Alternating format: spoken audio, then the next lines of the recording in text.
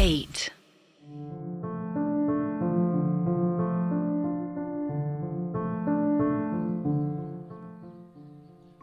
वो पाइप जो निर्मला जी के रूम में थी बड़ी थी। उसमें एक हाथ आराम से जा सकता था और उसी में वेदा ने आर्यन की मदद से कैमरा डाला। पाइप की काफी गहराई तक वो कैमरा गया और एक जगह पर जाकर रुक गया। सर, या तो नीचे गटर है जहां पर एक कैमरा काफी गहराई तक जा चुका है, या तो कोई सुरंग या कमरा, आर्यन ने कहा, जिसे सुन वेदा और शंकर हैरान हो गए। अब जब तक तुम कैमरा बाहर नहीं निकालोगे और हम रिकॉर्डिंग नहीं देखेंगे तब तक हमें पता नहीं चलेगा कि अंदर क्या है। वेदा अभी इतना बोलकर हटे ही थे कि एकदम से आर्यन को कैमरे का भार महसूस होना बंद हुआ।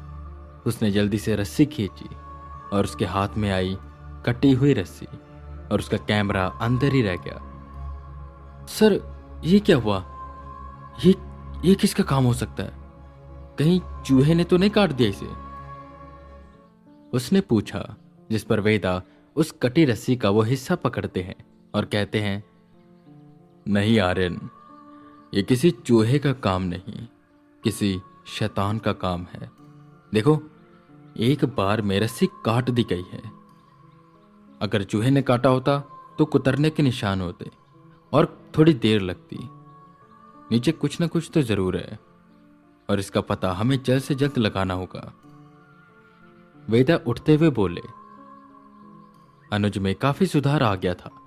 उसके सर पर पिछली रात उस इंस्पेक्टर ने बहुत जोर से बोतल मारी थी, जिसे उसे काफी चोटें आई थी। वेदा पूरी कोशिश कर रहे थे ये जानने की कि आखिर यहां पर हुआ क्या है और आखिर ये इविल स्पिरिट यहां पर आ क्यों रही है और आखिर ऐसा क्या है जो यहां पर छुपाया जा रहा है। ये सब चीजें करते करते रात हो गई। वेदा और आर्यन हॉल में ही लेटे हुए थे, जबकि बाकी सब अपने अपने रूम में सो रहे थे। अचानक रात के 12 बजे लाइट गई और आर्यन और वेदा सतर्क हुए। आर्यन, तुमने अपने कैमरे तो ऑन रखे हैं ना? वेदा ने पूछा, जिस पर आर्यन ने हामी भरी। कितनी देर में उर्मिला के चिल्लाने की आवाज आई। वेदा और आर्यन बेड से उतरे और शंकर के कमरे के सामने पहुंचे कि शंकर के रूम का दरवाजा खुला हुआ था और कोई मिनमिनाता हुआ उसके रूम से निकला, हॉल में गया और गायब हो गया। जब वेदा और आर्यन उसके कमरे में पहुंचे तो देखा शंकर जोर जोर से खांस रहा था, जैसे उसका गला किसी ने दबाया हो। अब तक घर के सारे सदस्य वहां पर आ चुके थे। क्या हुआ था यहाँ पर? उर्मिला ने बताना शुरू किया। मेरी नींद अचानक से खुली। मुझे कुछ आवाज आ रही थी। आंखें खोलकर देखा तो एक काले रंग का साया इनका गला दबा रहा था और बार बार एक ही बात बोल रहा था कि वो पेटी कहाँ पर रखी है, मुझे वो चीज़ वापस कर दो। जैसे ही मैं चिल्लाई, उसने मेरी ओर देखा और भागकर बाहर चला गया और तब तक कांप आ गई। उर्मिला की कही इस बात ने वेदा के मन में और सवाल पैदा कर दिए। रात को ही उन्होंने रिकॉर्डिंग देखी तो एक काले रंग की परछाई शंकर के कमरे से निकली, सीधा हॉल में गई जहां हवन होता है, वहां पर गायब हो गई। ये बात कहीं न कहीं वेदा को अजीब लगी कि स्पिरिट वहीं पर जाकर गायब क्यों हुई। लाइट आ गई। वेदा इस हॉल की छानबीन करने लगे और इसी के साथ शंकर और बाकी सदस्यों से पूछने लगे, आप सभी मुझसे बातें छुपा रहे हैं। वो साया किस पेटी की बात कर रहा था, आप मुझे अभी भी बता दीजिए। जिस पर शंकर बोलता है, देखिए वेदा जी, हम झूठ नहीं बोल रहे हैं। हमें सच में नहीं पता कि वो कौन सी पेटी की बात कर रहा था। हमारे घर में जितनी भी पेटियां हैं उनमें कपड़े रखे हुए हैं और ऐसी कोई पेटी तो वो मांग नहीं रहा होगा। सच में हमें कुछ नहीं पता। वेदा अपना सर खुजाने लगे। उन्होंने मंत्रों का जाप करते हुए सबको कलावा बांधा ताकि वो सब सुरक्षित रहें, क्योंकि ये स्पिरिट बहुत ताकतवर थी। अगर वेदा के होते हुए उसने घर में किसी सदस्य पर हमला कर दिया तो सच में स्पिरिट स्ट्रांग है। वेदा भी कुछ समझ नहीं पा रहे थे। वो बस दिमाग में कैलकुलेशंस कर रहे थे कि आखिर यहाँ पर हो क्या रहा है और कैसे हो रहा है। उन्हें इतना तो पक्का था कि इस घर की कोई ना कोई बैक स्टोरी है जो ये बता नहीं रहे, या तो इन्हें पता ही नहीं है। उन्होंने अगली सुबह आस पड़ोस से पता किया इस घर के बारे में और घर के सदस्यों के बारे में, तो उन्हें ये पता चला कि घर के सभी सदस्य बहुत खुद में रहते हैं, मतलब ज़्यादा किसी से घुलते मिलते नहीं हैं। और सबसे ज़्यादा तो शंकर के मम्मी पापा।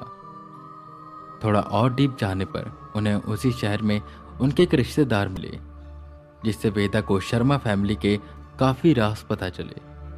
बात यह थी कि इनकी आर्थिक स्थिति अब जाकर कहीं ठीक हुई थी, वरना पहले शंकर के मम्मी पापा और उनके भी माता पिता सभी गरीब थे, और ये गरीबी 7 पुश्तों से उनके पीछे थी, जैसे उनके ऊपर कोई श्राप हो।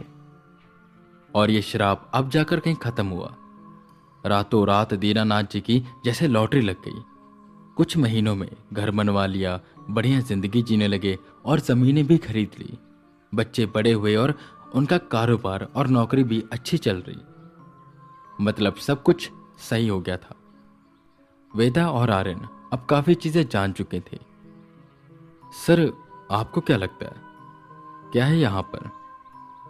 आर्यन ने पूछा, जिस पर वेदा बोले, देखो आर्यन, पेड़ जितना मर्जी बड़ा हो, उस पर जितनी मर्जी शाखाएं हो, पत्तियां हो, पर उसकी शुरुआत एक छोटे से बीज से होती है और उसकी जड़ें जमीन में होती हैं। और अभी हम ऊपर के पेड़ को देख रहे हैं, नीचे जड़ें हमें दिखाई नहीं दे रही। इस परिवार में हुई अचानक से बरकत का कहीं न कहीं लिंक काले जादू या किसी एंटिटी से है, क्योंकि आज के वक्त में बहुत से लोग अमीर होने के लिए ऐसी चीजें करते हैं, और शायद इन्होंने भी वही करी थी, जिनका असर उल्टा इन पर हो गया। आर्यन ने भी हामी भरी।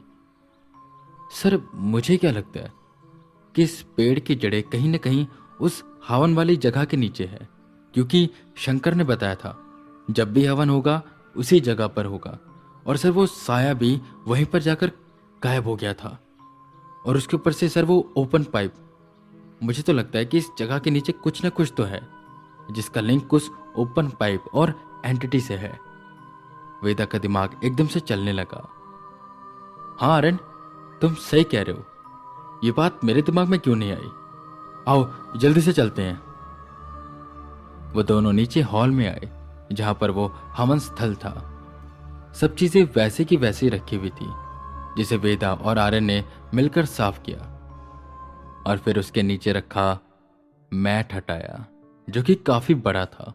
और उसे हटाने पर जहां पर हवन होता है, ठीक उसके नीचे वहां का हिस्सा काला था, जैसे कोई निशान हो या कोई ऐसी चीज जिसे कालक लगी हो। और कमाल की बात यह थी कि वो खोखला था। शंकर और अनुज से कहकर उन्होंने उस जगह को तुड़वाया, और जब वो टाइल वहां से टूटकर हटी तो वहां पर एक दरवाजा था, जिसे खोला गया तो वो बेसमेंट की ओर जा रहा था। कुछ कुछ चीजें अब क्लियर होने लग गई थी। वेदा ने नीचे जाना शुरू किया। पीछे पीछे आर्यन, शंकर और अनुज भी आ रहे थे। उनमें से किसी को भी नहीं पता था कि नीचे क्या है, और वो सब बहुत घबराए हुए थे।